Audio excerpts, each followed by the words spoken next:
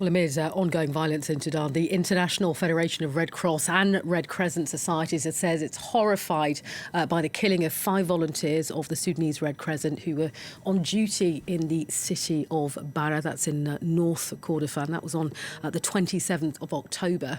Another 3 volunteers are still missing. Let's talk more about this. Pierre Kremer is the IFRC Deputy Regional Director for Africa. Pierre, thanks very much for speaking to France 24 today. These workers then, the IFRC says, were clearly identified by their Red Crescent vest. This was supposed to provide them with full protection. It clearly wasn't the case. Absolutely, that's one of the horrific cases we can witness in this conflict situation is having volunteers who have been working and operating across the lines of conflict since 2.5 years, having clearly their best and their ID presented as Sudanese Red Crescent and being killed. That's awful for us. That's unbearable for 2 reasons. One, it's because, the Red Crescent is not only a logo, it's also a protective emblem at all times. And having this emblem not respected is for us the worst situation because we cannot move ahead. And the second reason is that these volunteers have been, again, the one working for 2.5 years. They have been affected from the beginning of the conflict. And without them, no international organization can operate in Sudan. So it's just to remind ourselves of the importance of these humanitarian workers in Sudan for the last 2.5 years. Pierre, as we speak at this precise moment, do we know anything more about those 3 volunteers that are missing? Yes, this morning we heard of one who is alive. He has not joined the family yet, but he's alive. For the 2 others, we don't know. We still don't know. And but we are still, of course, connecting with the local authorities in North Kordofan, in Bara. But we are still without news for the 2 others. Now, you spoke there about the incredibly complex situation on the ground in Sudan that's been going on for some time, this latest conflict, almost 3 years now. The IFCR and its sister organisations, of course, delivering crucial humanitarian services on the ground. Walk us through some of the work that your organisation is doing there currently.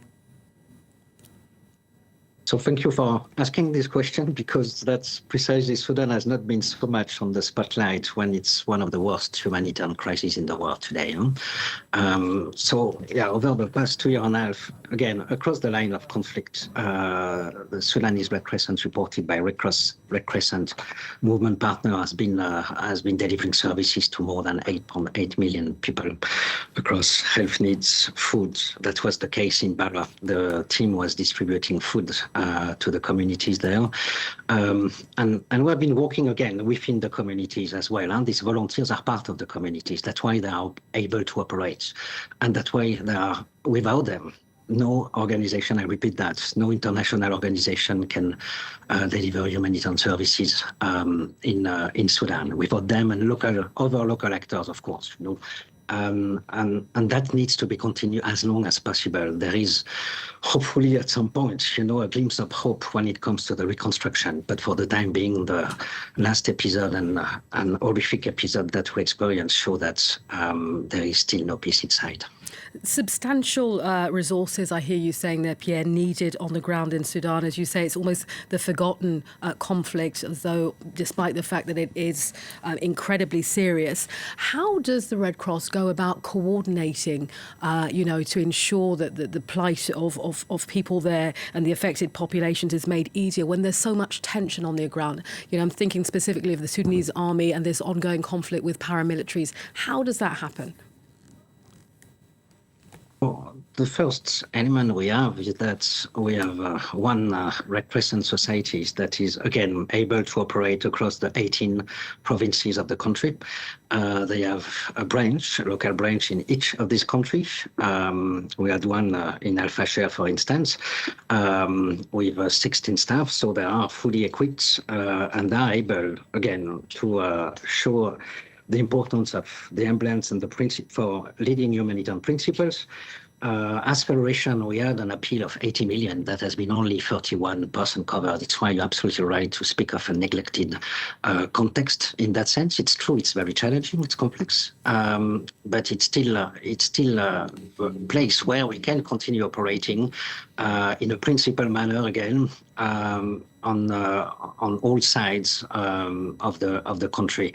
But that's indeed something quite fragile that takes a little bit of caution and the capacity to really apply our fundamental principles. And I repeat it, our emblem, and because that's the only way for us to deliver our humanitarian and life-saving services. Many organisations are watching what's going on in Fasher currently, and clearly this is, spread around the country. But I'm thinking particularly of Fasher today. I've spoken about fears of, mass killings reminiscent of the region's darkest days. What do you make of that? Is that a fear with the IFRC? Well, I think that's a fear for everyone, indeed. At the same time, we have been, I would say, disconnected. The communication has been cut over the past days until this morning, actually, where we heard of the Red Crescent branch in Fasher. They have been relocated. They have been able to move out of Fasher, but we don't have much more information than what you can have heard, from other sources on what the situation is there. But definitely it raises extremely high concern. People will be watching this discussion, Pierre, and wondering, what they can do to help. We've spoken about this being a forgotten conflict. What would you encourage people to do to speak more about the plight of Sudanese, to donate? What would you like to see people doing to raise the level of awareness of what's going on in Sudan? We need definitely more resources, because it's not only the life-saving activities. After 2.5 years, people have the hope of being able to reconstruct their life, right? So it's also about investing on the resilience of these communities. So yes, donating is important. I mentioned our emergency appeal, only 31% covered after 2.5 years. And in addition to that, being able to speak of the plight of the population there, and maybe for us to be able to be more active in providing you with information on the situation, I think that's really important to keep Sudan on the top of our humanitarian context and priorities.